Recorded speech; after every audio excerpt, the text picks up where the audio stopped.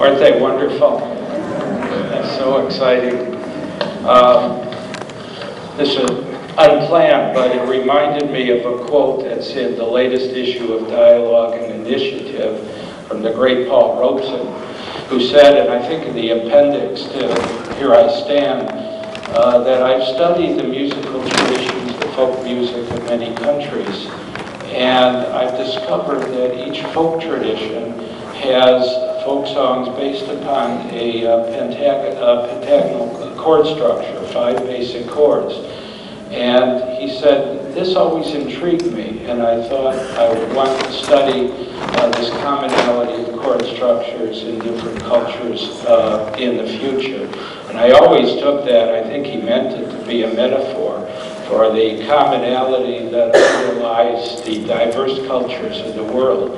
And I think it also implied that Paul Robeson believed that when we build our social movements, we have to think of the rich vitality and the emotional power that our cultures and traditions, like what we've experienced over the last 10 minutes, brings to the table. And as we talk about building socialism, I think we have to keep in mind our musical traditions and artistic traditions as well. And that tends to get forgotten, and I think it's gotten forgotten more recently. Now to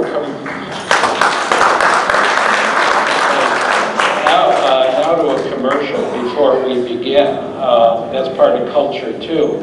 Our international guests will be making presentations Saturday morning at an international breakfast. They will be addressing and describing for us the economic crises in their own countries and the progressive responses, left responses to those crises. That international breakfast will be in this room, and unfortunately it costs. And if you're interested in coming to the breakfast, you can purchase a ticket for $12 out at the table outside, okay? And you'll be, those of you who are staying will be reminded of that fact over time. Now, my brief function here is to welcome you to this evening's international panel. My name is Harry Targ, and I'm a member of the National Executive Committee and the Committees of Correspondence for Democracy and Socialism. And our program tonight is the third in this really exciting day-long symposium on capitalism in crisis, socialism for the 21st century, sponsored by the Committees of Correspondence Education Fund.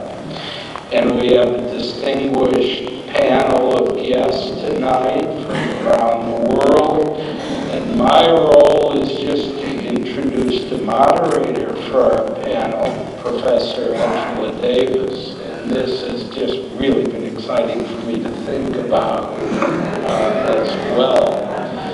Since the 1960s, Angela Davis has dedicated herself to struggles against exploitation, racism, patriarchy, imperialism, and war.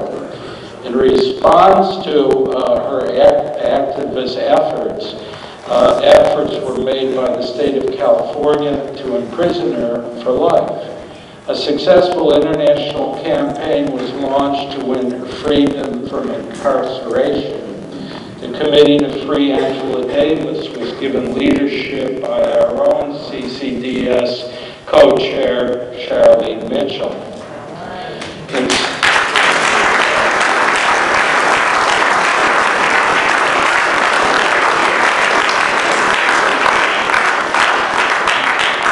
In subsequent years, Angela Davis continued her activism. She remains today a leader, a theorist, and an inspiration in the historic struggles against exploitation, racism, and patriarchy, and imperialism. And I wish to add one more element to this introduction, that Professor Davis is an inspiration to those of us who seek to link theory and praxis. As a scholar activist, she has published an enormous array of books and articles designed to bring clarity and purpose to scholarship and action.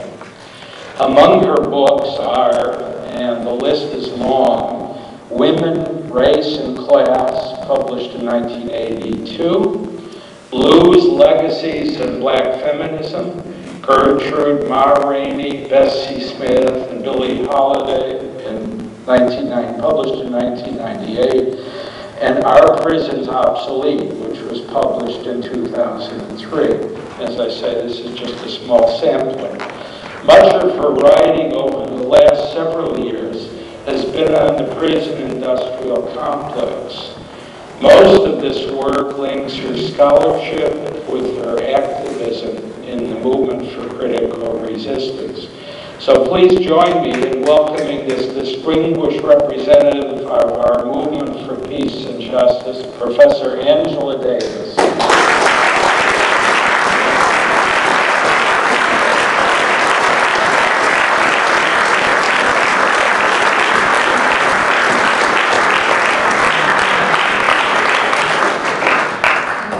Good evening, everyone. And first of all, it's really wonderful to be here to see so many old friends and comrades, and to be able to participate in this wonderful international panel. So, Harry, thank you for the very warm introduction. And I'm very pleased to be here sharing the panel with representatives from movements all around the world who will share with us this evening their experiences in building a just and humane world, building socialism. But before we begin, we have a welcome tonight from our own Eric Marr. Where are you, Eric? Oh, okay. Eric was recently elected to the San Francisco Board of Supervisors.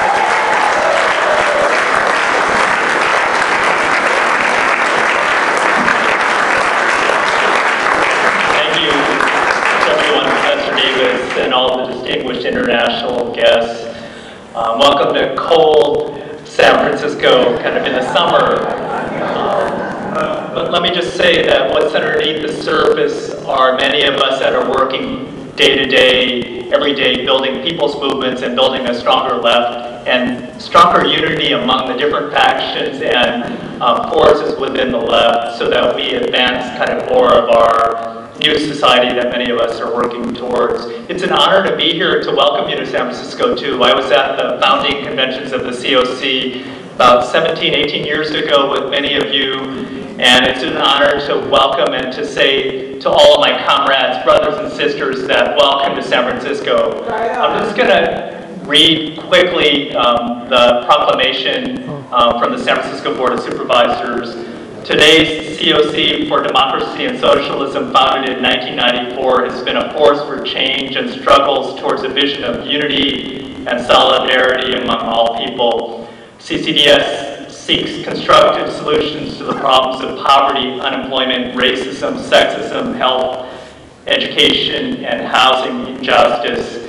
Their members, or we, include activists in all of the social movements of our country of labor, civil rights, immigrant rights, women, peace, international solidarity, gay and lesbian struggles, environment, youth and students, seniors, and religion. And it's an honor to welcome you to San Francisco to the COC. Thank you so much.